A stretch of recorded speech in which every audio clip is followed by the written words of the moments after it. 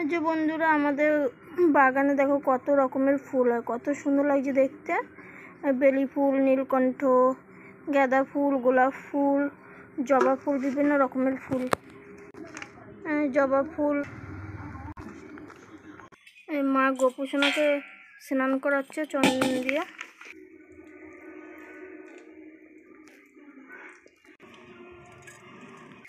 রাধা কৃষ্ণকে স্নান করাচ্ছে।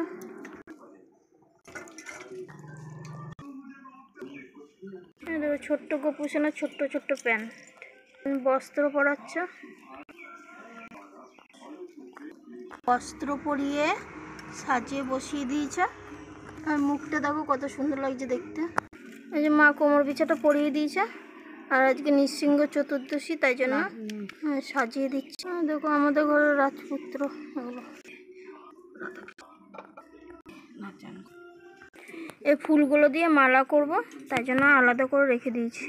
মালাটা তৈরি করেছি, দেখো মাঝখানে গোলাপ ফুল দিয়েছি আর পুরো নীলকণ্ঠ দিয়ে মালাটা করেছি রাধাকৃষ্ণকে পরানোর জন্য। মা রাধাকৃষ্ণকে পরিয়ে দিয়েছে। দেখো গোপুসোনাকে দেওয়ার জন্য বেলি ফুল আর গাঁদা ফুলের মালা করেছি। কেমন হয়েছে দেখতে বন্ধুরা অবশ্যই কমেন্টে জানাবে। অল্প ফুল ছিল, অল্প ফুলেই তৈরি করেছি। মালাটা পরিয়ে দিয়েছে, দেখো কত সুন্দর লাগছে দেখতে। দেখো গোপুসোনাকে মালাটা তৈরি করে দিয়েছি, পড়েছে, কত সুন্দর লাগছে দেখতে।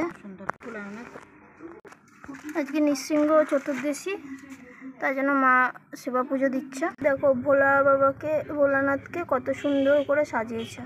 ভগবান বিষ্ণু, মা লক্ষ্মী।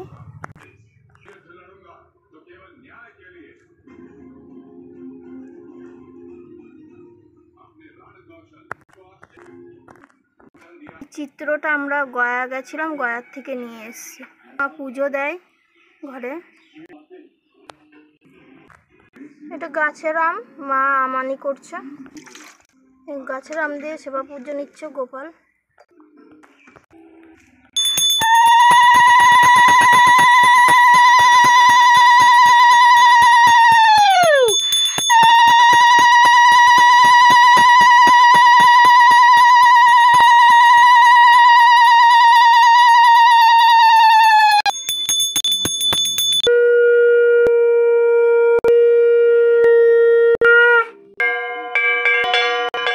আজকে একটা ভালো দিন, নৃসিংহ চতুর্দশীর সাথে সাথে মাদার্স ডেও আছে আজকে।